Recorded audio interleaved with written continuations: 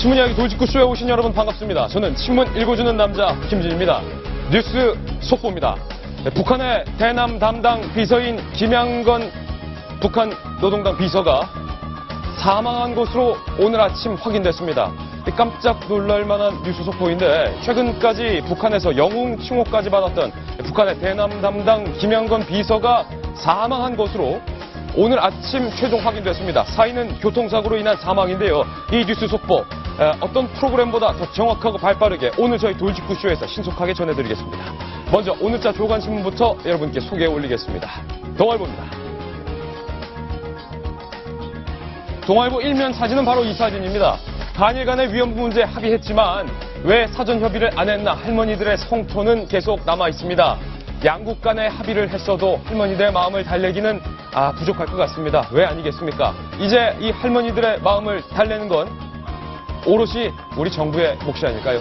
다음 신문입니다. 이번엔 한국일보입니다. 재계약 보류 하루 만에 정명훈 서울시장 떠난다. 결국 정명훈 감독이 서울시장을 떠나기로 결정을 했습니다. 사실 서울시에서 정명훈 감독을 재계약할 것인가 말 것인가를 결정하지 못하고 재계약 여부를 보류했는데 하루 만에 정 감독이 서울시장을 떠난 겁니다. 그런데 이렇게 말했습니다. 한 사람의 거짓말에 의해 이 업적이 무색하게 되어 가슴이 아프다. 이렇게 말을 했는데요. 정명훈 감독 부인의 개입설, 그런 의혹에도 정명훈 감독은 정면으로 부인하면서 모든 것이 다 거짓말이다. 이렇게 밝히고 있는 셈입니다. 잠시 후 자세한 내용 전해드리겠습니다. 다음 신문입니다. 이번에 조선일보입니다. 야당에서 권은희 의원을 데려올 때는 정의의 상징이다. 이렇게 수식을 했던 것 저도 명확히 기억을 합니다. 호남 지역에서 가장 낮은 지지율로 당선된 권은희 의원, 광주 광산 을이죠. 그런데 권은희 의원이 탈당을 하니까 야당에서 돌연 이렇게 말했습니다. 배지 욕심 부린다. 정의의 상징이 배지의 욕심을 부리는 인물로 바뀌었습니다. 도대체 어떤 정의가 맞는 겁니까? 다음 신문입니다. 이번엔 경향신문입니다. 경향신문 종합면에 실린 사진 한번 보시죠. SK 최태원 회장과 부인 노소영 관장과의 이 엇갈린 입장이 오늘 아침 후속 보도로 보도되고 있습니다. 노소영 관장 이렇게 말했습니다. 나는 이혼할 생각 없다. 가정을 지키고 싶다. 이로써 최태원 회장 사건은 제2라운드로 접어들게 됐는데요. 최태원 회장이 이렇게 밝혔지만 노소영 관장은 가정을 지키고 싶다. 이렇게 밝히고 있는 상황에서 최태원 회장의 바람대로 호락호락하게 이혼이 되진 않을 것 같습니다. 잠시 후 이 이야기 상세히 전해드리겠습니다. 다음 신문입니다. 이번에 한겨레 신문인데요. 돌리면 나옵니다. 문제는 또 한 가지 불거졌습니다. 최태원 회장이 계열사를 통해서 내연녀에게 김씨죠. 수억 원 이득을 안긴 의혹이 있다. 라면서 한 재미 블로거가 의혹을 제기한 겁니다.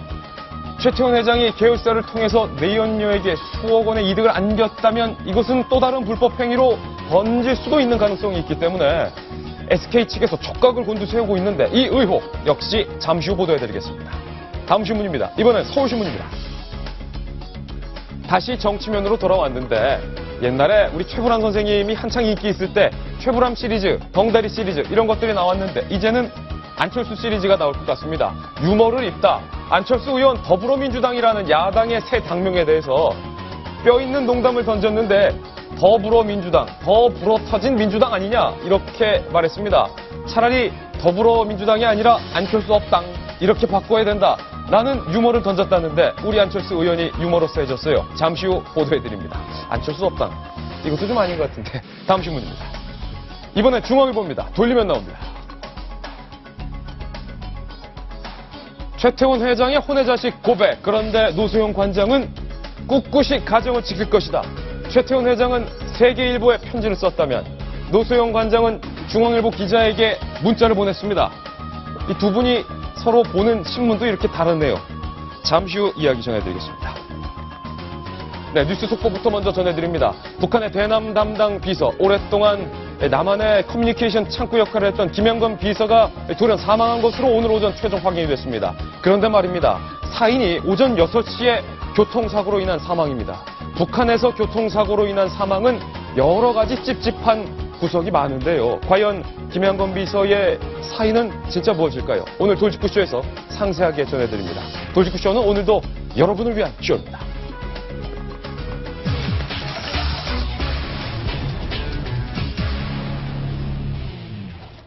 네, 김양건 대남 담당 비서의 사망 속보부터 여러분들에게 종합해서 보도를 해드리겠습니다. 앞서 말씀드렸듯이 사망한 것으로 최종 확인된 노동당 김양건 비서는 향령 73세입니다.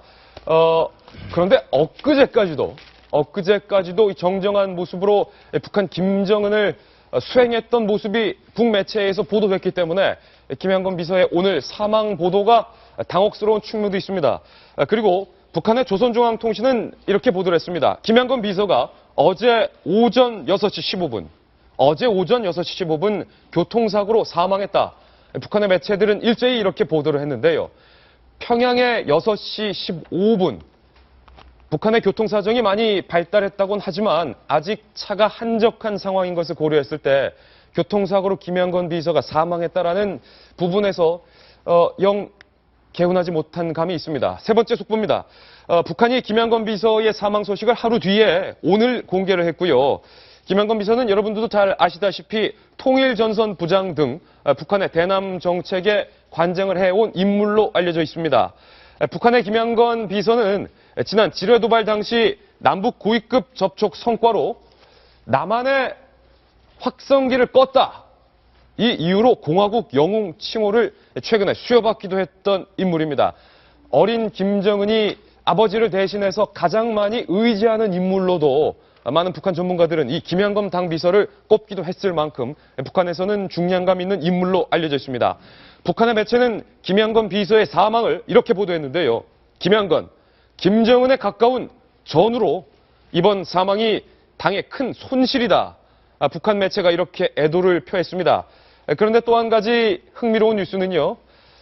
김양건의 장의위원회, 장례위원 명단에 최근 좌천돼서 지방으로 좌천된 것으로 알려졌던 최룡해의 이름이 꽤 높은 서열로 포함되어 있는 것으로 최종 확인이 됐습니다. 김양건 장례위원 명단으로 최룡해가 다시 중앙정치로 복귀한 것 아니냐라는 평가까지 받고 있습니다. 북한은 김양건 장례식에 국장을 발표했고요. 김정은이 직접 장례위원장을 맡은 것으로 알려졌습니다. 김양건의 시신은 평양의 서장회관에 안치됐고 31일 8시에 발인될 예정입니다. 네, 제가 아주 숨가쁘게 오늘 아침에 발생한 뉴스 속보를 전해드렸습니다. 오늘 돌직구쇼는 이 소식으로 시작을 해보겠습니다. 정성희 위원님, 제가 지금 숨이 찬데요. 일단 숨 차서 한번 불렀는데 김양건 비서하면 많은 분들도 너무나도 잘 아시는 북한의 중량감 있는 인물 아닙니까? 우선 여러분 너무 잘 아실 거예요. 노무현 대통령과의 남북 정상회담을 성사시킨 인물이죠, 마쿠에. 당시에 노무현 대통령하고 그 김정일을 하고 단독 회담을 할 때 그 옆에 김정일 옆에 단독으로 배석해서 했던 그 남측의 통일 관련, 남측의 모든 것을 총괄하는 노동당 비서, 현재 정치국 상무위원이니까 굉장히, 상무위원 그냥 정치국이요. 정치국위원. 예, 굉장히 그 서열이 높은 인물입니다. 갑작스럽게 사망을 해서, 북한에서 이 사망을 했다 그러면은 우리가 우선 저형이나 실각을 생각하게 되는데, 현재로서는 액면 그대로 교통사고다라고 이제 믿을 수밖에 없는 상황이고요.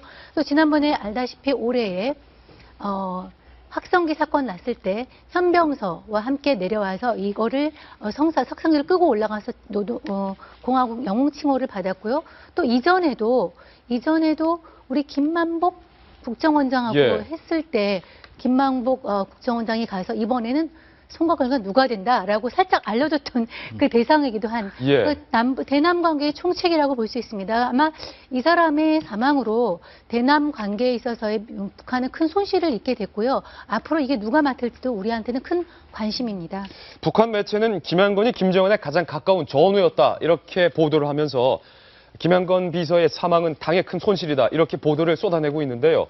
말씀드렸다시피 북한 보도에 따르면 어제 오전 6시 15분 김양건 비서가 평양에서 교통사고로 사망한 것으로 확인이 됐습니다. 김양건 북한 당 비서 과연 어떤 인물인지 출력물을 준비했는데요. 함께 보시면서 이야기 나누겠습니다. 김양건 노동당 비서, 많은 분들이 잘 아실 겁니다. 향령 73세. 요즘 나이로 따지면 그렇게 나이가 많은 편은 아니었네요. 김정은 시대 대남 대회 총책, 오랜 시대 아버지 김정일 때부터 대남 담당 비서로 맹활약을 떨쳤던 인물입니다. 2015년 김정은 수행 횟수 순위 3위. 김정은이 아버지, 할아버지를 대신할 정도로 정말 신뢰했고 김정은이 의지를 했던 인물이 바로 이 김양건 비서였습니다. 올해는 당 정치국 후보위원회에서 위원으로 승격을 했고 무엇보다도 공화국의 영웅 칭호까지 받았습니다. 북한의 확성기를 피 한 방울 흘리지 않고 껐다. 김정은이 아주 극찬을 했었고 2007년 남북 정상회담을 성사시킨 주역이었고요. 2009년 고 김대중 대통령 조문 사절단으로 우리 남한을 방한한 적도 있습니다. 그리고 여당보다는 지금의 야당과 아무래도 김양건 비서는 깊은 인연이 있을 정도로 남한 문제에 있어서 굉장히 긴밀하게 우리와 호흡했었던 당 비서였고요. 2014년 인천 아시안게임 폐막식 때 깜짝 방문해서 많은 사람들을 놀래기도 했고요. 방금 말씀드렸듯이 2015년 8월 25일 합의 이후 공화국 영웅 칭호를 북한 김정은이 직접 내렸던 그런 인물입니다. 북한 전문기자 출신의 안영환 전 의원님. 네. 김만복 전 국정원장이 북한에 가서 김양건 당시 비서를 만나서 다음 우리 남조선이랑 안 했죠. 우리 남한의 대통령은 이명박 대통령이다. 라고 뭐 직접 말해줬다라는 에피소드도 있을 정도로 김양건 비서가 우리 남측의 당국자와 긴밀하게 소통을 해봤죠. 아마 우리 시청자 여러분들께서 북한의 김정은 다음으로 익숙한 얼굴이 아마 김양건일 겁니다. 예. 북한 지도부 이론 가운데서는 가장 남한을 많이 방문했던 인사이기도 하고요. 지금 나이가 사실 지금 73세로 됐는데 38년생일 가능성이 높습니다. 지금 42년생과 38년생인데 현재 활동한 걸 보면 38년생일 가능성이 높고요. 더 많을 가능성이 있군요. 네, 높죠. 왜냐하면 북한 지도층이 굉장히 나이가 많습니다. 우리가 예. 생각하는 것보다. 일단 김정은 입장에서 본다면은 김정은의 대북적인 역할을 많이 해왔습니다. 김정은의 어머니가 고영입니다. 고영이는 제일동부 출신이라서 출신 성분이 굉장히 약해요. 그러다 보니까 그 승계 과정에서 좀 논란이 있었습니다. 예. 그때 김양건의 부인이 고영이를 많이 도왔다고 그래요. 그래서 그렇군요. 실질적으로 김정은이 김양건의 부인을 이모라고 불렀다고 그럽니다. 김정은이 김양건의 부인을 이모라고 부를 정도로 아주 예. 친밀한 관계이기 때문에 사실 김양건이 지금 사진도 나오면 굉장히 자유스럽습니다. 예. 김정은 뒤에서 짝다리를 하고 있을 수 있는 인물. 짝다리. 그 다음에 이설주하고 얼굴 눈을 보면서 이야기하는 모습. 예. 이런 모습은 보통 북한의 그 통치 체제 하에서는 웬만한 친숙한 사이가 아니면 할 수가 없는 그런 모습들입니다. 장성택 고모부 장성택이 졸면서 그렇죠. 박수 장성택 이후로 다음으로는 아마 가장 자연스러운 포즈를 취할 수 있는 사람이 김양건입니다. 유일한 사람이 그렇죠. 김양건이다. 그만큼 예. 북한 체제 내에서는 아주 강한 권력자인데 권력 서열로는 정치국 위원입니다. 정치국 상무위원 3명 있어요. 김정은, 김영남, 그다음에 황병서 3명이고 나머지 정치국 위원인데 정치국 위원 따지면 전체적인 서열 한 10위 정도 됩니다. 예. 북한에서 서열은 10위 정도면 우리로 한 부총리급이라고 할 수 있죠. 그래서 우리 쪽에 자꾸 통일부 장관이 협상 파트너 나가면 급이 아니라고 했던 게 이제 김양건이죠. 급이 더 높다는 이야기죠. 예. 2007년부터 통일전선부장을 해왔습니다. 그리고 북한에 이제 그동안 강석주가 해왔던 국제부장 역할에 겸하기 때문에 북한의 대남 대외 총괄하는 예. 북한 입장에서 굉장히 중요한 인물입니다. 물론 이제 북한은 군지주 사회다 보니까 군인들에 비해서 서열을 밀리지만은 대외 담당을 한다고 우리 식으로 하면은 대남 담당 국정원장, 예. 외교부 장관, 통일부장을 겸임하고 있는 그런 인물이라고 보면 예. 되겠습니다. 그런데 저도 지금 아침에 새벽 6시 15분에 사망을 했다? 처음에 굉장히 의아하게 생각을 했어요. 예. 북한의 사정, 과거 북한에서 마음에 안 드는 사람을 사실 처형을 시킬 수가 없을 때, 왜냐하면 갑자기 처형을 시키면 북한 주민들이 반발합니다. 그래서 교통사고를 위장해서 제거하는 경우가 굉장히 있었습니다. 그래서 그런 게 아니었나도 생각을 했었습니다만 최근까지 김정은 뒤에서 수행을 한 걸 비춰볼 때 그건 아닐 것이라는 생각이 들고요. 그래서 어찌됐든 그리고 또 북한에서 지금 신속하게 물론 하루 뒤입니다.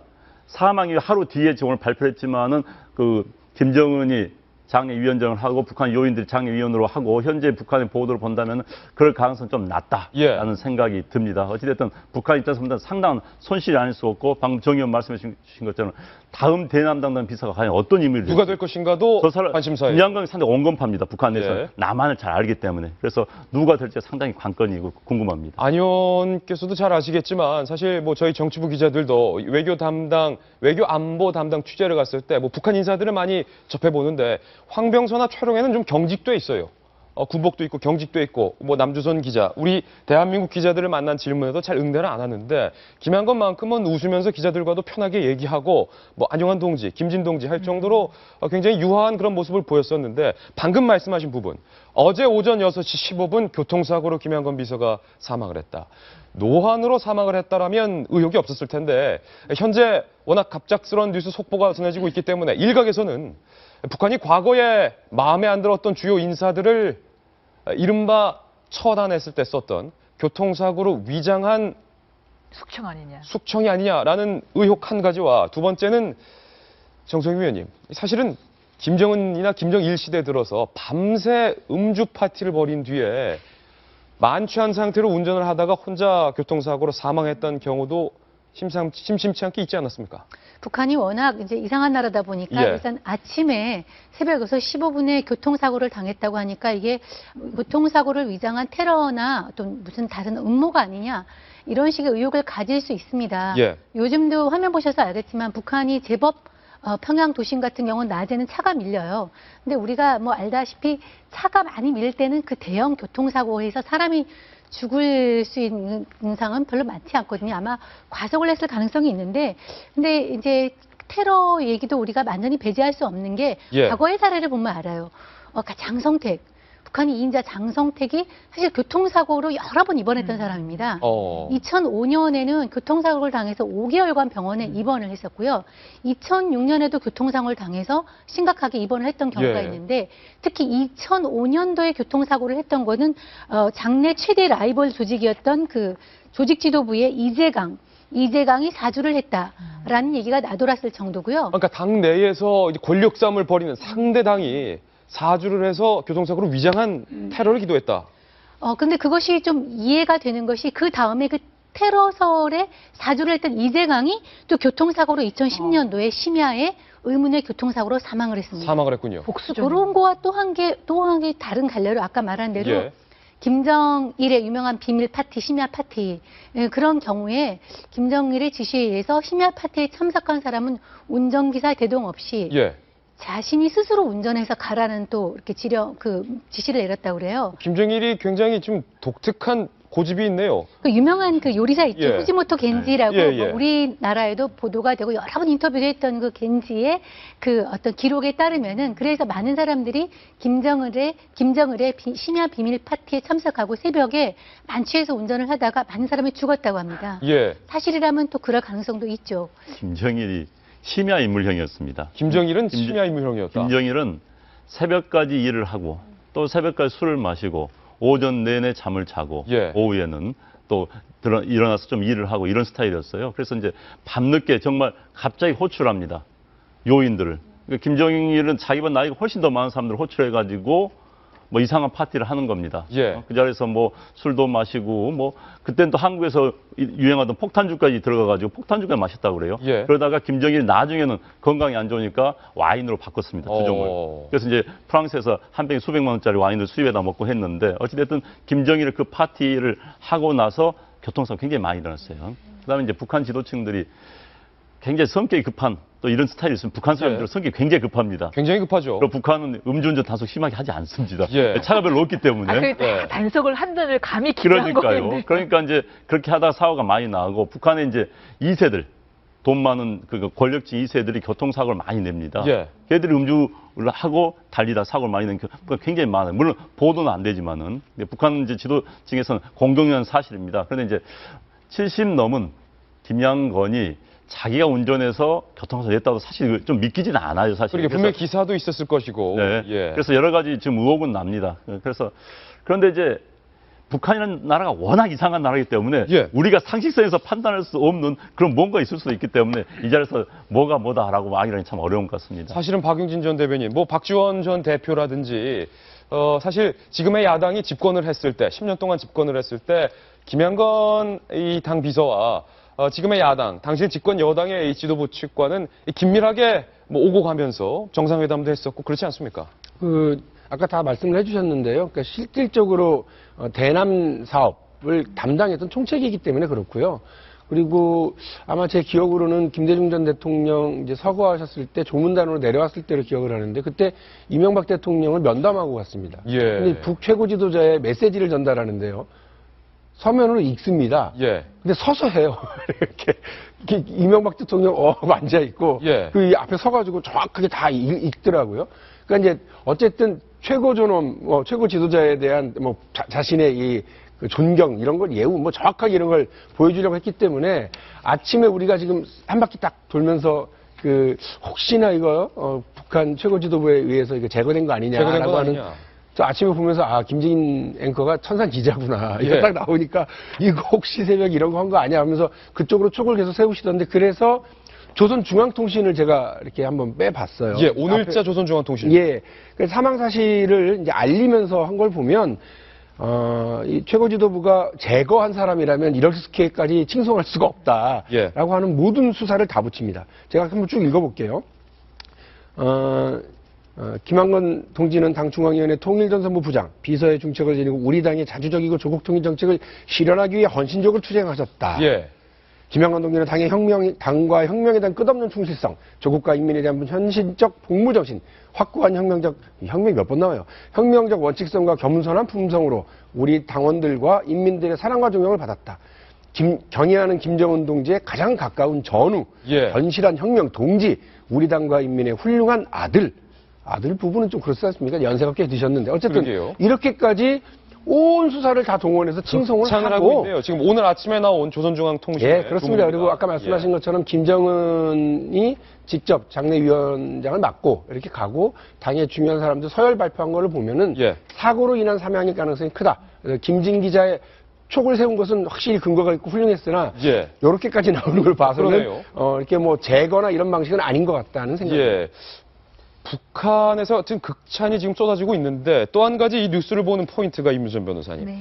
사실은 아버지 김정일 시대 때는 김정일이 워낙 부엉이형. 왜냐하면 대낮에 돌아다니면 누군가가 나를 제거할 수 있다. 미국이나 한국이 제거할 수 있다는 불안감 때문에 김정일은 오히려 밤에 일어나서 활동을 하고 낮에 좀 숨어 있는 그런 형태였는데 그 아들 김정은은 전혀 상관이 없습니다만 김정은 시대에 들어서 떠올랐던 인물이 바로 최룡해였는데 최룡해가 얼마 전에 김정은에게 뭐를 밉보였는지 모르겠습니다만 지방 돼지 농장에서 살을 주고 있었다. 좌천된 것으로 국정원이 확인을 했는데 지금 이 김양건 비서 장례위원 명단에 올라 있어요. 이게 어떤 의미인가요? 그것도 세 번째인가로 올라왔다 그러죠. 그럼 이제 다시 복귀가 코앞에 있다라고 하는데 지금 참 김정은 정권 들어서 많은 사람들이 수청되기도 했지만 또 많은 사람들이 냉탕 온탕을 오갔던 것 같아요. 냉탕 온탕을 오간다. 네, 그런 식으로 이제 사람을 쓰는 방법이 그랬던 것 같아요. 자신이 이제 취약한 지지 기반을 끊임없는 공포 정치를 통해서 냉탕 온탕을 오가면서 자신의 휘하에 두는 것이 이 사람의 수법인 건데 그걸로 봐서 더더욱이 그런 수법으로 봐서 김정은은 항상 공포 정치를 통해서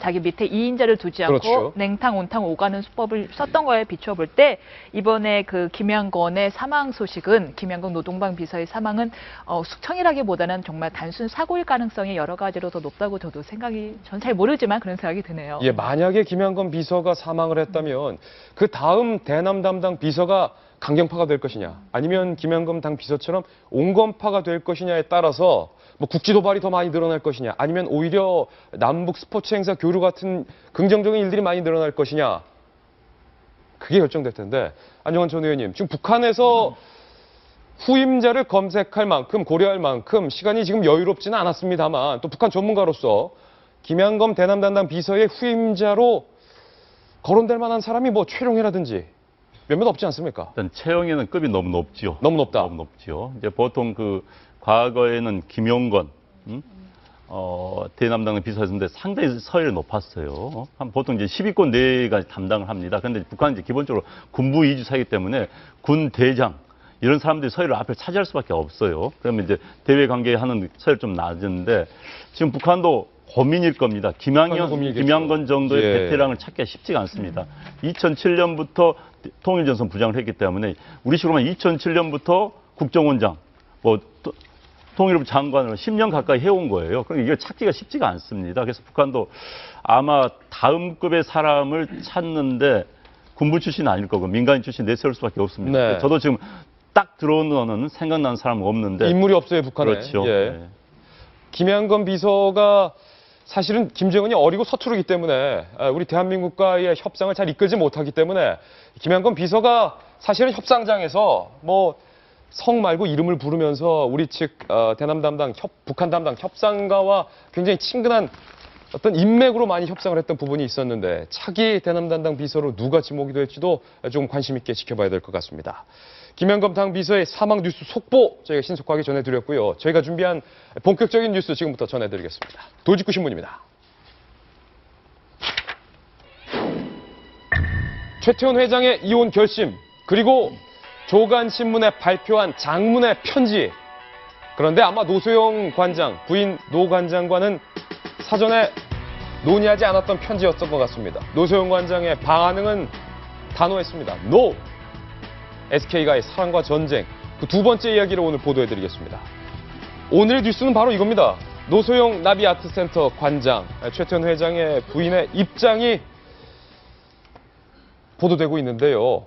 과연 노소영 관장은 왜 이혼할 의사가 없다라고 단호하게 거절한 것인지 노소영 관장의 입장부터 좀 확인해 보겠습니다. 예상치 못한 반응이 나왔습니다. 그동안 상대방의 감정을 읽지 못하고 내 중심으로 생각을 했다. 가장 가까이 있던 남편이 가장 상처를 입었다.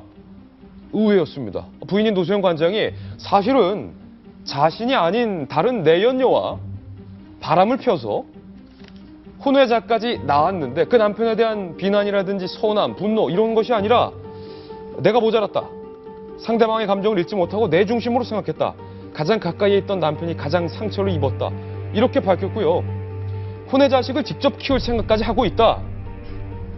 저는 이 부분에서 조금 충격을 받았는데 노소영 관장이 그 김모 양은 아니죠. 김모 씨와의 사이에서 나온 혼외 자식, 최태원 회장의 혼외 자식까지 내가 직접 키울 생각까지 하고 있다. 이렇게 밝혔습니다. 남편의 모든 잘못 내 책임으로 안고 가족을 지키려 한다.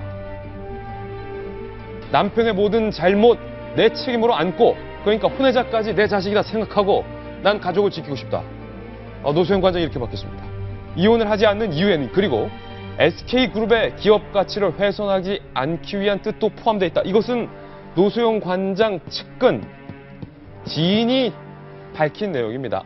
노소영 관장은 SK그룹의 기업 가치까지 생각하고 있다. 만약에 내가 최태원 회장과 이혼을 해서 혹여 SK그룹이 다른 그룹처럼 두 동강이라도 난다면 그건 SK그룹을 위해서도 온당치 않은 일이다. 이렇게 지금 밝히고 있는데 오늘 저희 돌직구쇼에는 사실 노소영 관장과 가까운 사이의 패널도 있고요. 노소영 관장의 측근과 가까운 저희 돌직구쇼 출연진도 있습니다. 바로 정성희 위원과 임윤선 변호사인데 먼저 정성희 위원님. 제가 알기로 정 의원께서 노소영 관장과 잘 아시는 사이로 제가 알고 있는데 이번 사건이 불거지기 한두 주 전에 직접 만났었죠, 노소영 관장을. 여러 사람들이 함께하는 자리에 있었습니다. 이거를 물어보진 않았지만 최근 근황에 대해서 알 수 있는 그런 건 됐고요. 예.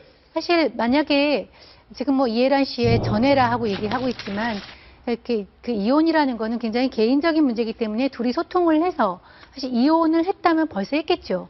근데 이혼을 할 수 없었기 때문에 최태원 회장이 언론사에 편지를 보내는 형식으로 이거를 공론화하고 그다음 기정사실화하는 식으로 어저께 문제 제기를 했는데 거기에 대해서 노소영 관장에 대한 입장은 역시 언론을 통해서 전해진 이거는 기자들이 문자로 어쩌고 계속 전화를 해서 나온 입장이 이겁니다. 예. 이혼할 생각이 없다라고 얘기를 했는데 제가 며칠 한 1, 2주 전에 만났던 노소영 관장 평소와 다름없는 모습이었고요. 이런 어떤 10년간의 불화와 어떤 가정사에 대해서 이미 내면화해서 꿋꿋하게 자리를 지키고 있는 모습이었고 예. 또 그 전에 만났을 때도 이혼 문제에 대해서 나왔을 때 생각이 없다. 아, 난 이혼할 생각이 없다. 네, 라는 거에 대해서 분명하게 얘기를 했고요.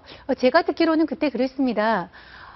뭐 기자들이 좀 불편한 질문을 하잖아요. 예. 그 불편한 질문을 하는데 아니 이렇게까지 얘기했는데 이혼 안 하시냐라고 얘기를 했을 때 저는 뜻밖에도 시어머니 얘기를 하셨어요. 예. 그 최태원 회장의 어머니에 대해서. 예. 그래서 자기는 평생에 그 받은 뭐 주변 사람한테 받은 모든 사랑을 시어머니로부터 받았다. 그러니까 최태원 회장의 모친이죠. 네. 시누이보다 나를 더 아껴주셨고 자기 상처 이런 걸 다 끌어안아 주시는데 그런 분에 대한 사랑을 받은 사람으로서 이 가정을 쉽사리 깰 수 없다라는 예. 얘기를 갖다 그때도 했거든요. 그래서 이 이혼을 하지 않겠다라는 것은 하여튼 본문에 공고한 시점인 것 같고요. 예. 또 어저께 나왔던 이 기자들한테 보낸 메시지에서 우선 아이들이 원치 않는다. 네. 라는 개변적인 문제가 들어 있습니다. 뭐 노소영 관장의 아이들, 딸은 다 컸고 아들은 아직 학업 중인데 아이들이 원하지 않는 그 이혼에 대해서 엄마가 쉽게 선택할 수 없다는 것도 충분히 이해가 되는 상황입니다. 사실은 우리 정성희 위원께서 노소영 관장과 개인적으로 만나서 직접 들었던 이 이야기는 오늘 어떤 조간신문에도 보도되지 않고 있는 내용인데 저도 노소영 관장이 최태원 회장의 모친 그러니까 시어머니로부터 받은 사랑이 너무 크기 때문에 주위의 여러 가지 풍문에도 나는 이혼할 생각이 없다라고 수차례 밝혀왔다는 사실은 오늘 이 자리에서 처음 듣는 이야기인데 만약에 그렇다면 이민선 변호사님 네.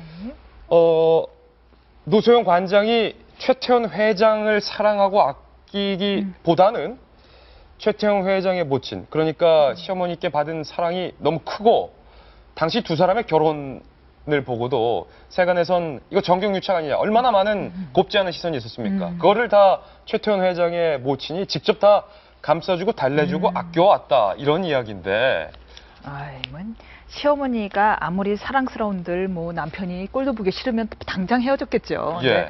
저도 노소영 관장을 저는 뭐 사석에서 몇 번 뵌 적은 있지만 말씀을 이렇게 나눠본 적은 없고요. 그냥 그 노소영 관장님과 친한 분들로 얘기를 들었는데요. 네.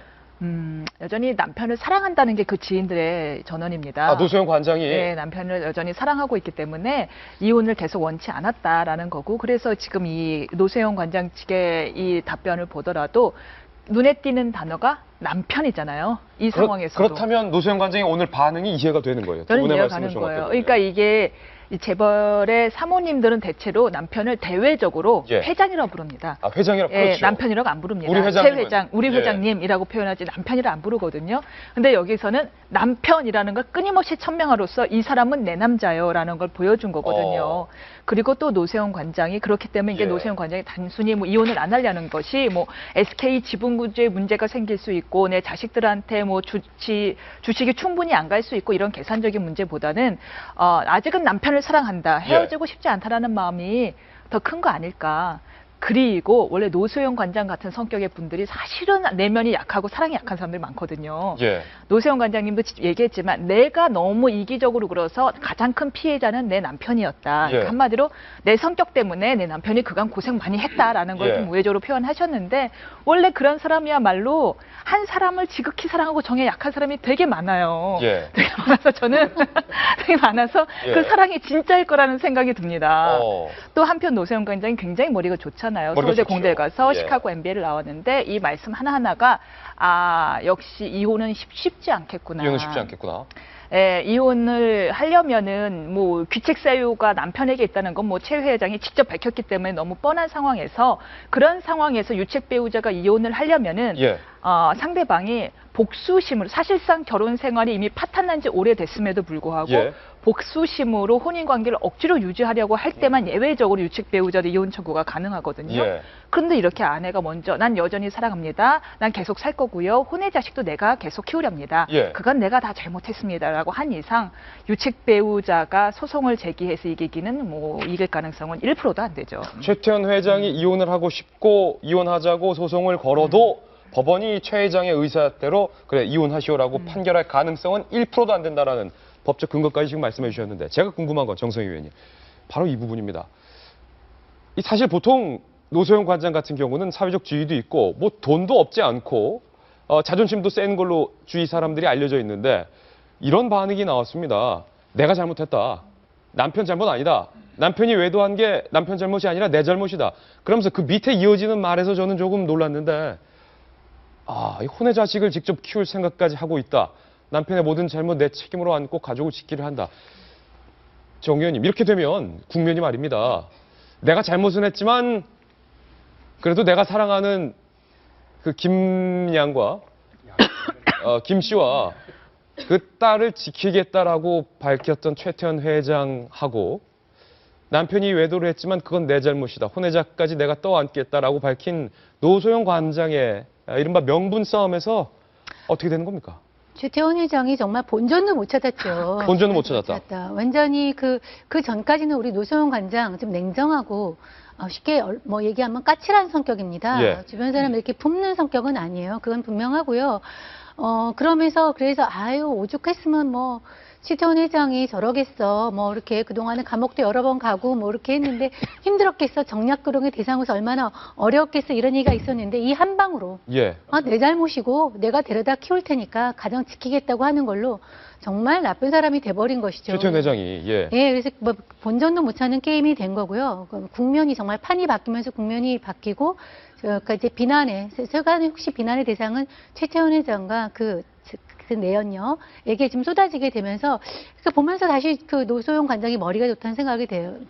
본인은 굉장히 자기를 나쁜 사람으로 이렇게 만들어 버리고 내 잘못이라고 만들어 버림으로써 예. 상황 자체는 완전히 반전시켜 예. 상황이 됐고요.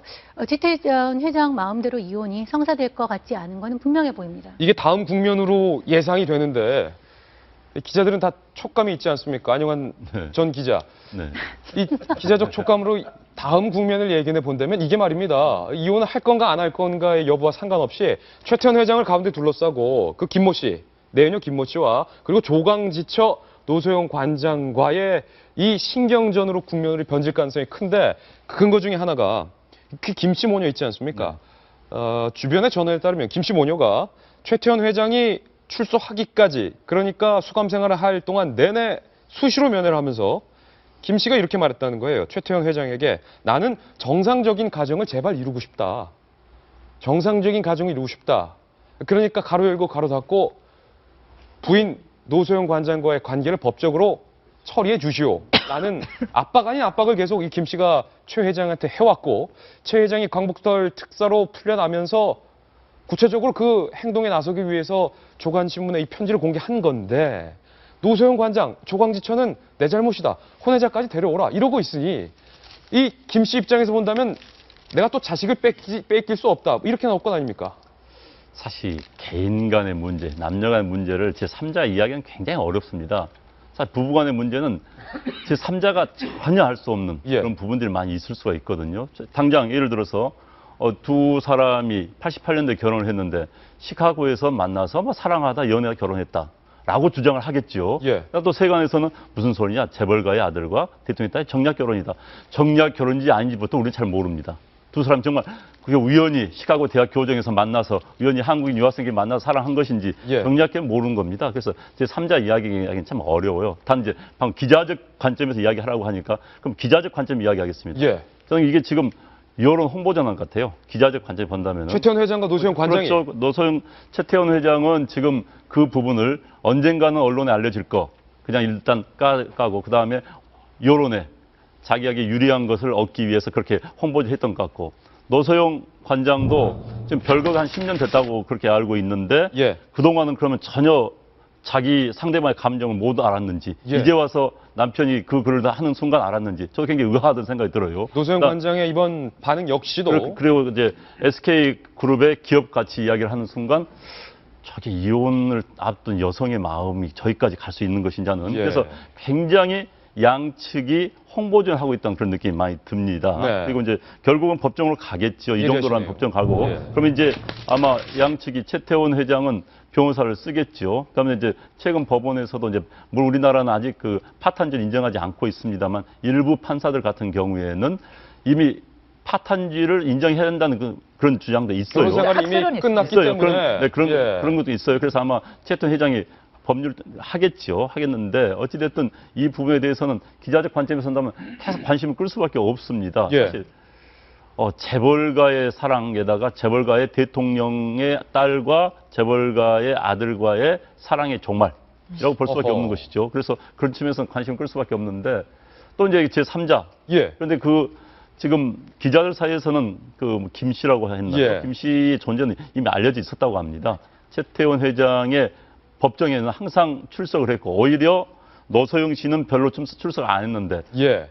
김모 씨는 매일 법정에서 출석을 했기 때문에 기자들 사이에서는 저 사람이 누구다 이게 다 알려져 있었다는 것이죠. 그래서 이제 김모 씨가 무슨 가정을 꾸미고 싶다. 그건 여자니까 당연히 그렇게 생각할 수 있겠죠. 예. 그래서 이 부분은 결국은 그런데 이제 논점은 김모 씨는 빠질 수밖에 없는 거고 현재 노소영 씨와 최태원 회장과의 법정 투쟁 또 이것이 결말이 아마 상당히 관심을 끌 수밖에 없을 것 같습니다. 정성희 위원님, 이 두 여성의 심리를 한번 진단해 보고 싶은데 정 의원께서 또 심리를 잘 아시니까 혼외자가 혼외의 관계에서 최 회장의 딸을 낳고 6살까지 자란 이 김 씨, 그리고 노소영 관장은 수십 년간의 결혼 생활을 유지하면서 아들과 딸을 지금 장성하게 키웠던 이 조강지처의 입장에서 혼외자를 데려오겠다는 사람과 혼외 자식을 뺏길 수 없다라는 이 두 여성의 충돌되는 이 심리에서 누구의 손을 들어줘야 될지 좀 막막한데요. 그건 당연히 아이의 그 복지의 측면에서 생각해야 되는데요. 엄마는 아이를 내놓지 않죠. 예. 노소영 관장이 내가 이혼을 하지 않겠다는 강력한 의사 표현이 혼외 자식을 데려올 수도 있다라고 했겠지만 어떤 엄마가 아이를 갖다가 내주겠습니까? 요즘 예. 같은 세상에 이혼을 하지 않겠다는 강력한 의지의 표현이고요. 그 여성 입장에서도 그럴 겁니다. 제가 그 여성에 대해서는 전혀 모르지만 딸아이가 6살이라 그래요. 그리고 면회할 때도 데려가서 아버지와 아닌 친밀한 관계가 형성돼 있겠죠. 그렇지만 6살이면 내년에 학교를 가는데 예. 초등학교 가게 되면은 이제 아이가 인생에 또 한 번 변화가 오고 학교를 가게 되는군요. 예, 또 그 엄마 아들 사이의 커뮤니티도 형성이 되는 거고 이제 그러지 않겠습니까? 그러니까 당연히 엄마 입장에서는 아이가 초등학교 가기 전에 정상적인 가정을 만들어 예. 싶은 욕망이 있을 테니까 최 회장더러 이제 압박을 했겠죠. 이혼을 하고 정상적인 가정을 꾸려달라. 그리고 10년 동안 쭉 이렇게 아이가 아직 어릴 때는 이렇게 해왔는데 아이도 이제 6살, 7살 되면은 자기 존재와 자기 사회적인 이런 거에 대해서 알게 될 텐데 그거에 대해서 엄마로서는 꾸려주고 싶은 생각이 있을 겁니다. 오늘 관련해서 동아일보에 예. 허문명 논설위원이 됐습니다. 국제부장에서 이번에 인사가 있어서 논설위원이 예. 이 조그만 우리 칼럼을 썼어요. 여기 보면은 이런 내용이 있습니다. 재벌 회장이라고 전직 대통령이라고 비켜가지 않는 삶의 혼탁한 덕계가 느껴진다. 그러니까 누구나 자기가 행복할 권리가 있고 헌법에도 행복 추구권이 있는데 거기에 이르는 과정에서 개인의 선택과 고뇌는 존중할 수밖에 없다. 예. 일반 사람들은 이 개인 문제에 대해서는 이제 관심을 꺼도 되겠다 이런 얘기를 했는데 사실 저는 이거는 개인의 문제라고 이렇게 저도 생각을 합니다. 예, 임순 변호사님, 이 두 사람의 사랑 여부는 개인적 문제지만 네. 이 SK 그룹 같은 경우는 그렇죠. 대한민국 경제의 한 축을 담당하고 있는 재벌 그룹이기 때문에 이 부분도 좀 짚어봐야 될 것 같은데 조금 전에 임순 변호사께서 최태원 회장이 아무리 가정이 파탄 났기 때문에 이혼을 해주세요라고 법원으로 이혼 여부를 들고 가도 판사님들은 과실이 더 큰 최태원 회장이 이혼을 제기한다. 그렇죠. 받아들이지 않을 가능성이 99%다. 이렇게 말씀을 네, 하셨어요. 맞습니다. 이혼 소송은 우리가 그냥 이혼이라고 하지만 정확히는 이혼 등입니다. 예. 이혼에 관련되는 건 주로 이혼이 가능한지, 그 다음에 재산 분할은 어떻게 해야 될 것인지, 그 다음에 양육은 어떻게 할 것인지가 쟁점이 되는데 만약에 그래서 이혼 소송이 인용이 되더라도 그러면 재산 분할이 어떻게 될 거냐를 우리가 관심을 안 가질 수밖에 없어요. 그러니까요. 개인의 문제뿐만 아니라 이거는 또 소액주주들에게도 영향을 미치는 문제니까요. 이번에도 역시나 그래서 SK 주가가 뚝 떨어졌죠. 이 문제 때문에. SK 주가 떨어졌군요. 네. 예. 근데 이제 최태원 회장의 재산이 그래서 이혼이 성사될 경우 노소영 관장에게 어느 몇 %가 분할될 것이냐의 이슈인데요. 예. 지금 보니까 최태원 회장 현금은 거의 없어요. 이미 네. 단합해서 현금은 없고 갖고 있는 건 주식 정도인데 주식이죠. 주식이 지금 주가를 가치로 환산하니까 한 4조 정도가 되는 것 같습니다. 4조 원의 주식. 그리고 두 분이 결혼 생활을 지금 혼인 기간이 23년 정도 돼요. 23년. 그러면 보통의 가정이라면은 아내에게 50% 정도의 지분을 인정을 해줍니다. 그러면 2조 원 규모의 주식을 줄 가능성. 그런데 이 그런데. 50%의 함정은 보통 총 재산이 10억 원 이하인 집들에게 50%고요. 예. 10억 원 이하인 사람은 이상의 재산을 가진 집에서는 50%보다 조금 떨어집니다. 떨어지는군요. 그런데 문제는 이 집이 너무 큰 특수성을 갖고 있는 거예요. 예. 뭐냐면은 기여 들어오는 건 뭐냐면 혼인 후 증식된 재산에 어느 정도 기여를 했느냐가 기여도인데 분명히 이 예. 집은 노세용 관장과 최태원 회장의 결혼 후에 재산이 기하급수적으로 증식된 건 맞거든요. 아니, 당장 SK텔레콤을 이 SK그룹, 통신그룹을 SK가 먹는다는 세계 5위 그룹으로 올라왔잖아요. 가질 수 있었던 예. 거 노태우 전 대통령의 후원이 있지 않았냐. 그전에는 예. 성경 기업이었는데 성경이었고 그냥 뭐 교복 만드는 회사였는데 예. 세계 5위가 돼버렸단 말이에요. 이건 누가 봐도 노소영 관장의 덕인데 예. 그렇다고 해서 기여도를 인정하려니 우리가 기여도를 인정할 때 쓰는 표현이 있단 말이에요. 알뜰살뜰 살림하여 재산을 아끼는 데 도움을 줬고 예. 이 표현을 쓸 수도 없어요. 없어요. 아버지가 전 대통령이었기 때문에 그러니까. 정경유착 관계로 기업이 재산을 증식해서 이렇게 할 수는 쓸 없잖아요. 수가 없잖아요. 그러니까 판사님들이. 법원이 정경유착을 이건 인정할 수도 예. 없고 여기 몇 퍼센트를 인정할 거냐가 아주 큰 이슈가 될 걸로 보이고요.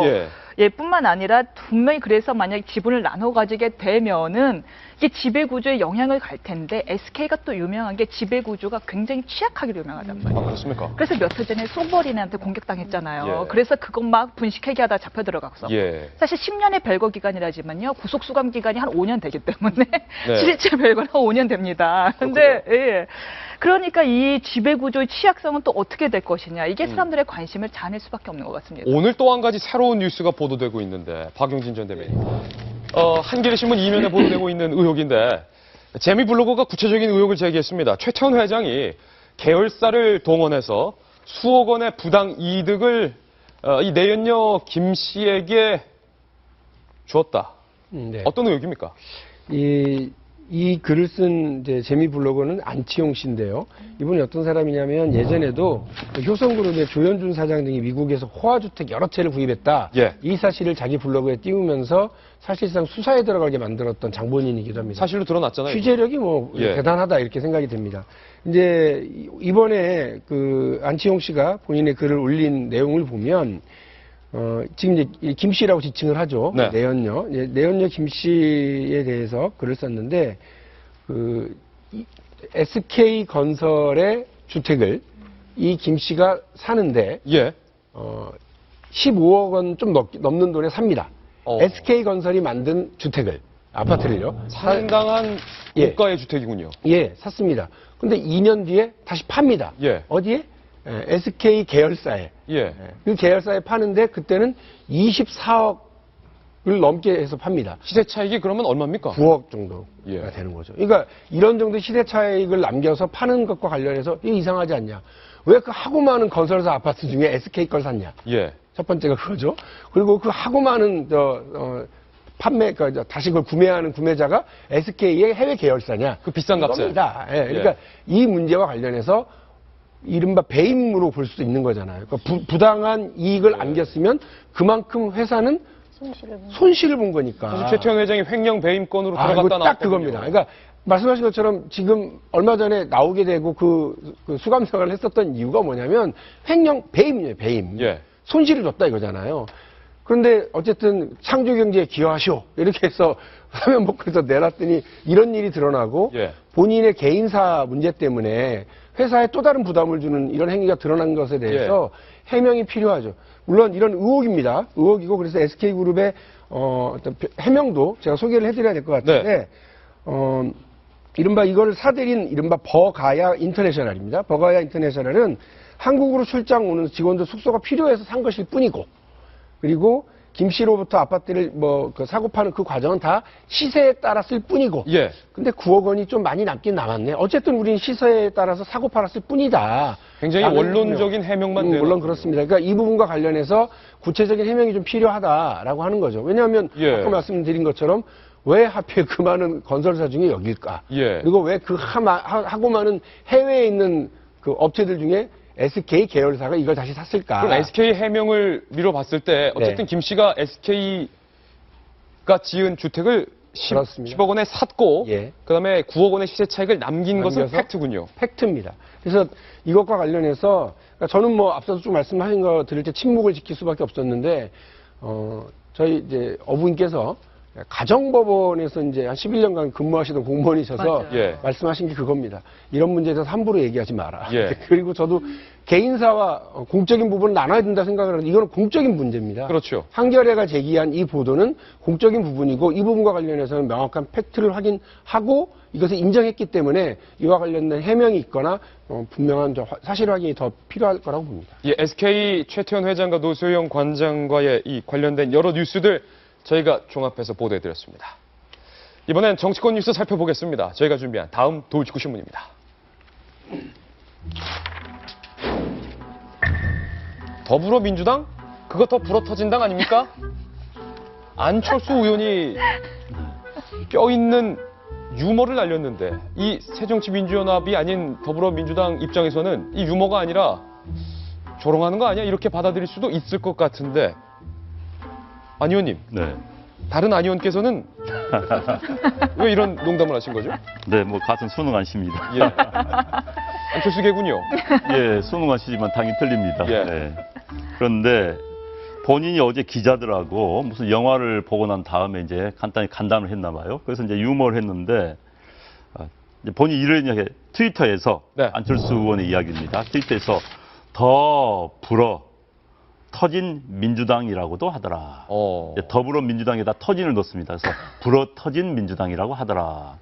더불어민주당이 아니라 이 불어터진 당 아니냐. 불어터진 당이라면서 약간 이제 웃으면서 이야기했지만은 좀 조롱조였겠죠. 그다음에 또 안철수 없당. 안철수 없당. 안철수가 없당. 없는 당, 없당. 또 이런 이야기로도 하면서 웃겼다고 합니다. 예. 그런데 이제 일각에서는 그래도 친정인데 너무 조롱조롱하는 건 좀 지나치지 않느냐라는 지적도 나왔다고 하고요. 예. 그다음에 이제 그 새정치란 언급을 없앤 것에 대해서 굉장히 안타까워 했다. 안철수 의원이 그렇죠. 그래도 예. 내가 새정치의 계파 지분이 있었는데 새정치를 네. 싹 뺀 거에 대해서 불편했군요. 네네. 그래서 본인이 또 이제 어제 이런 이야기도 나왔다고 그래요. 창당이 되면은 그 지역구 지금 노원구에서 그대로 나올 거냐 물어보니까 창당이 되면은 그때 모두의 뜻을 따르겠다라고 하면서 꼭 그 서울 노원병을 고소하겠다는 것은 아니다라는 그런 뜻도 밝혔다고 그래요. 그래서 어찌됐든 예. 최근에 안철수 의원이 기자들과 접촉을 굉장히 확대하고 있다고 합니다. 과거 기자들 사이에서는 안철수 의원이 좀 조롱거리 많이 됐었어요. 예. 기자를 만나지도 않고 만나더라도 돈 걷어서 밥 먹자고 하고 예. 그런데 거치고요. 네, 더치페이를 한답니다. 기자들 예. 사이에서. 그게 정상인지 아닌지 모르겠습니다만은 어찌됐든 그러는데 최근에는 뭐 기자들 자주 만나고 한 3일 사이 연달아 기자들 만나서 그래서 안철수가 좀 변했다. 예. 언론 접촉을 확대했다라는 이야기도 나오고 있다고 합니다. 안철수 의원이 확실히 변한 것 같긴 해요. 예전에는 뭐 이 취재를 위해 모인 기자들에게 밥도 뭐 자기 돈으로 각각 결제하게 하고 했었는데 그 영화 봤던 거기서 기자들 50명에게 팝콘 5개를 뭐 시원하게 쐈다라는 50명에게 5개를 사가지고 나머지 기자들이 굉장히 곤혹스러워했다. 이거 어떻게? 50명이 5개 나눠 먹으려면 예. 한 주머니씩 쥐고 들어가야 되는데 손에 예. 묻은 거 어떻게? 예. 기자들 상당히 힘들었다는 이야기가 들려옵니다. 그래서 제 후배 기자도 저기 있었는데 저한테 선배, 김 선배, 안철수 의원이 팝콘 사주셨어요? 사달라는 얘기 안 했는데 그래서 안철수 의원이 웬일이야 했더니 그래서 뭐 팝콘 맛있게 먹었냐? 근데 50명에 5개 사줘서 10명에 하나씩 날도 먹었어요. 그래서 제가 이렇게 말했습니다. 다음번에는 너가 안철수 의원 사드려. 제가 이렇게 말했었는데 뭐 어쨌든 더 불어터진 민주당. 그러니까 안철수 의원이 요즘에 강한 발언을 쏟아내고 있는데요. 저는 발언은 뭐 늘 얘기했지만 여기서 정제되고 생각이 담는 것이 좋다고 생각합니다. 이게 평소에 그 안철수 의원답지 않은 이 강한 발언, 센 발언, 심지어 자기가 몸담았고 본인의 지분을 가지고 있는 당 대해서 이렇게까지 조롱하는 것은 굉장히 바람직하지 않고 저는 안 좋아 보인다. 안 좋아 보인다. 다른 식으로 저는 말을 아꼈으면 좋겠어요. 예. 오히려 공격을 하려면 새누리당을 공격을 해야지. 거기 몸담았던 당에 대해서 그렇게까지 고춧가루를 뿌리는 것은 그렇게 좋아 보이지는 않습니다. 새누리당도 공격했어요. 제가 예. 요즘 보니까 굉장히 정치에 대한 자신감을 많이 표현한다고 하시더라고요. 예컨대 이제 요즘 머리 스타일 바뀌셨네요. 어느 미용실에서 했어요? 그랬더니 요즘은 한 군데만 가면은 욕을 얻어먹기 때문에 지역구 곳곳을 다닌다 하다가 자연스럽게 예. 새누리당 원유철 원내대표에 대한 이야기가 나왔다는 거예요. 그래서 머리 스타일이 조금 특이하다라는 얘기가 나오니까 안철수 대표가 자신감을 내비치면서 아니 그게 미용실 머리냐? 이발소 머리 아니냐? 나는 이발소 머리 같던데 하면서 머리가 커서 그런가라는 얘기가 됐다는 원전 대표 머리 크다고. 예. 예. 인신공격이 있잖아요. 예. 이 머리 큰 사람으로서 약간 같이 기분이 나쁜 그런 예. 인신공격을 하셨더라고요. 어쨌든 안철수 좀 의원이 미용실 갑니다. 뭐 여러 가지 유머를 시도하시는 것 같아요. 자신감이 있는데 그걸 들은 더불어민주당 입장에서는 어떻습니까? 박용진 전 더불어민주당 대변인. 참 익숙하지 않나요? 정말요? 부르시는데. 새누리당이 당명을 개정했었을 때도 뭐 성누리당이냐 다누리당이냐 또누리당이냐 뭐 이래가면서 온갖 비아냥이 있었습니다. 저는 그런 의미에서 보면 더불어민주당으로 그 당명을 바꿔서 패러디 혹은 조롱, 비판 이런 것도 있는 거 관심을 받고 있다라고 생각하는 것이 좋다 이렇게 생각을 합니다. 그래서 이제 문제는 안철수 의원이 이와 관련해서 그냥 인터넷에 떠도는 이런 그 수준의 비판적인 조롱을, 유머를 던진 건데요. 별로 안 좋다고 생각합니다. 왜냐하면 안철수 의원이 차라리 많은 고민을 하셨겠네요. 좋은 뜻을 찾았을 거라고 생각합니다. 정도의 얘기를 하시고, 더불어민주당이 말씀하신 것처럼 포장지만 바꾸고 내용물은 안 바꿨다라고 하는 그 내용물에 대한 얘기를 지적하시는 것이 맞았지. 예. 남이 애써 만든 포장지에 대해서 색깔이 왜 저래? 뭐 이렇게 얘기하는 건 그러니까 안철수 그동안 안 써잡지 않은 뭐 이런 모습이어서 좀 아쉽고요. 이후에도 양측이 서로 좀 이렇게 말로 비난하고 하는 방식 말고요. 서로 이렇게 좀 존중할 것 존중하고 경쟁은 분명하게 했으면 좋겠습니다. 뉴스 속보 지금 들어와서 좀 읽어드려야 될 것 같습니다. 다소 충격적인 뉴스 속보인데 저희가 자세한 사실관계는 지금 열심히 파악을 하고 있는데 문재인 대표의 사무실에서 인질극이 현재 발생했다라는 뉴스 속보가 보도되고 있습니다. 문재인 대표의 부산 사무실에서 50대 남성이 인질극을 현재 벌이고 있는 상황인 것으로 저희가 현재 파악하고 있는데요. 워낙 당혹스러운 이야기이기 때문에 더군다나 문재인 대표의 부산 사무실에서 50대 남성이 사무실 직원으로 보이는 누군가를 인질로 삼고 있는 인질극이 지금 발생되고 있다는 속보가 초유의 지금 상황이기 때문에 많은 기자들이 지금 촉각을 곤두세우고 있습니다. 다시 한번 뉴스 속보 말씀드립니다. 공교롭게 저희가 이 야당 더불어민주당 이야기를 하던 도중에 발생한 속보인데요. 문재인 대표, 더불어민주당의 문재인 대표, 지역구 부산이죠. 부산 사무실에서 50대 남성이 현재 인질극을 벌이고 있는 그런 상황으로 확인이 됐습니다. 확인이 됐기 때문에 저희가 뉴스 속보로 우선 띄워드리는데 사실 문재인 대표의 이 리더십을 두고서 야당 지지자 내부에서도 문 대표가 우리 민주당을 어떻게 이런 식으로 분열의 당으로 몰고 갈 수 있느냐라는 토로가 강력하게 쏟아진 적은 있지만 직접 인질극을 벌이거나 아니면 물리적인 위협, 물리적인 돌발 상황을 발생시켰던 적은 지금까지 없었기 때문에 상당히 지금 이 뉴스 속보를 보고 계신 분들이 당혹스러울 것 같은데 이 이야기 좀 전해드려야 될 것 같습니다. 박용진 전 대변인, 지금 어떤 규모의 인질극이 얼마나 크게 벌어지고 있는지는 확인되지 않습니다만 부산 문재인 대표 지역 사무실에서 50대 남성이 인질극을 벌이고 현재 경찰과 대치 중이다. 그 확인을 좀 해봐야 될 것 같은데요. 문재인 대표의 지역구는 사상입니다. 부산 사상구인데 지금 그 부산 사상구의 현역 위원장은 배재정 의원입니다. 그러니까 다시 말씀드리면 그러니까 이른바 문재인 간판이 걸려 있거나 이런 곳은 아마 없을 것으로 보이고요. 변호사 사무실이었던 곳을 얘기하는 건지 아니면 그냥 개인 사무실 조그맣게 만들어 놓은 공간이 있었는데 그 공간을 얘기하는 건지 그거는 좀 이제 확인을 좀 해봐야 될 것 같고요. 문재인 대표 측의 지역 사무실에 조만간 경찰 특공대가 투입할 예정이다라고 경찰 측이 저희 채널A 쪽에 지금 밝혀왔는데 경찰 특공대가 투입할 정도면 조심스럽지만 안용환 전 의원님 굉장히 사뭇 좀 심각한 상황인 것 같아요. 규모도 좀 있어 보이고요. 위험하다고 경찰이 급박하게 지금 판단하고 있는 상황인 것 같습니다. 그렇죠. 지금 이 시간 정도라면 보통 정당 사무실에 사람들이 많이 나오는 시간은 아닙니다. 아마 여직원 정도가 나와 있지 않을까 하네요. 그렇죠. 사무국장이나 여직원 정도 나와 있을 것 같고 지금 50대 남성이라 보니까 아마 비정상적인 어떤 그런 분의 난입이 아닌가 하는 생각은 듭니다. 저게 정치적 의미를 부여한 사람이라면 오전부터 저러지는 않지요, 사실. 그래서 비정상적인 사람이 들어와서 하지 않았을까 하는 생각이 들고요. 방금 지금 지역 사무실이라는 표현을 비춰볼 때 아마 기자들이 언론에서 지금 배재정 비례대표 의원이 그 지역의 당협 지구당 위원장으로 예. 가 있습니다. 그런데 그 사무실 이야기하는 것 같아요. 지역 사무실이라면 굳이 문재인 대표가 부산에 사무실을 따로 내고 있지는 않을 겁니다. 그렇기 때문에 그 사무실인데 문재인 대표가 과거에 있었던 사무실이기 때문에 그렇게 표현한 게 아닐까 싶고요. 또 문재인 대표에 대해서 반발을 가진 사람도 굉장히 많이 있습니다. 예.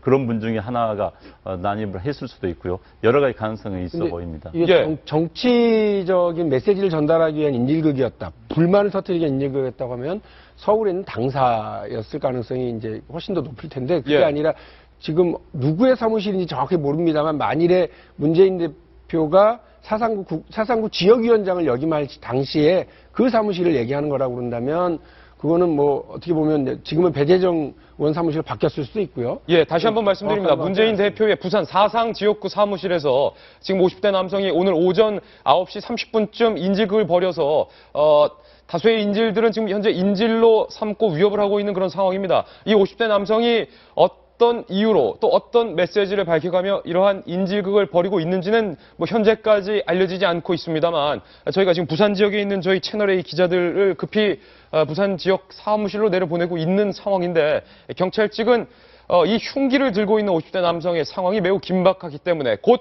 경찰 특공대를 부산 문재인 대표 사상 지역구에 투입할 예정이다 이렇게 밝히고 있습니다. 그러나 이 불행 중 다행인 것은 문재인 대표가 다행히도 현재 서울에 있는 것으로 확인이 됐습니다. 문재인 대표는 10시 30분 잠시 뒤 고 김근태 전 의원 추모 행사에 참석하기 위해서 부산으로 내려가지 않고 현재 서울에 거주 중인 것으로 확인됐기 때문에 문재인 대표가 이 부산에 있는 것은 아니기 때문에 좀 불행 중 다행이다라는 이야기를 전해드릴 수 있는데 그럼에도 불구하고 50대 남성이 구체적인 흉기, 직원을 묶고 흉기로 지금 위협을 하고 있기 때문에 뭐 문 대표는 다행일지 모릅니다만 문재인 대표 사무실에 있던 이 인질로 삼은 직원은 굉장히 지금 다급한 상황이에요, 정성희 의원님. 지금 사무실 직원을 묶었다고 그러면 지금 상황이 이제 심각하고 심각합니다. 생명의 위험을 받을 수 있는 상황이라 그것은 경찰이 빨리 구출을 하는 게 맞고요. 지금 말씀해 주신 것처럼 이 50대 남자가 어떤 정치적인 목적을 가지고 있는 건지 아니면 문 대표의 지명도를 이용해서 단순히 자신의 어떤 그 이목을 끌어서 어떤 자기 문제를 해결하기 위한 것인지 에 대해서는 지금 불확실합니다.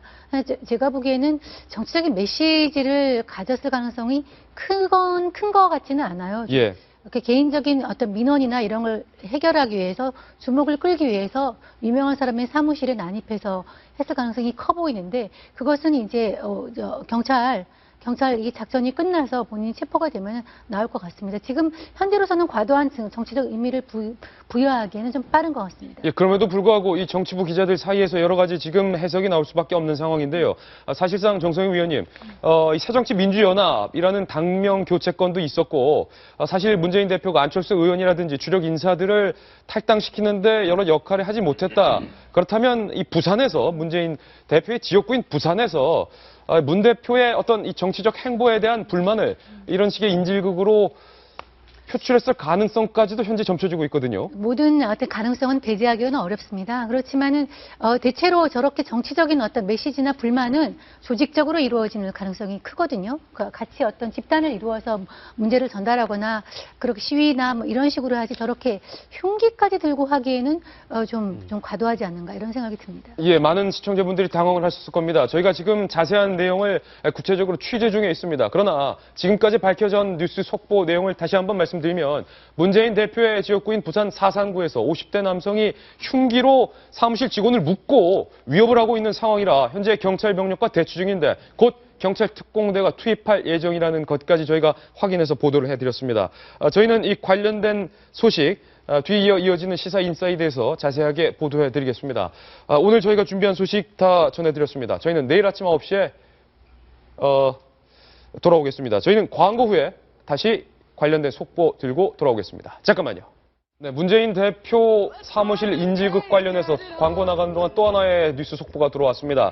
저희가 미처 자막으로 이 발생시킬 시간도 없을 만큼 급박하게 이루어지고 있는데요. 50대, 60대로 보이는 남성 한 명이 지구당 사무실에 진입을 해서 금괴 사건 도구란 문재인을 즉각 구속하라. 다시 한번 말씀드리겠습니다. 금괴 사건 도구란 문재인을 즉각 구속하라라는 현수막을 걸어놓고 현재 직원 한 명을 묶은 채로 인질극을 벌이고 있다. 금괴 사건 도구란 문재인을 구속하라. 바로 이해가 되지 않는 부분입니다만 어쨌든 이와 같은 뉴스가 현재 확인되고 있다는 것까지 저희 전해드렸습니다. 저희는 관련된 소식 뒤이어 보도되는 시사 인스에 대해서 더욱더 자세한 소식 보도해드리겠습니다. 저희는 돌직구쇼는 내일 아침 9시에 더욱더 풍성한 뉴스 들고 인사드리겠습니다. 시청해주신 여러분 감사합니다. 아유,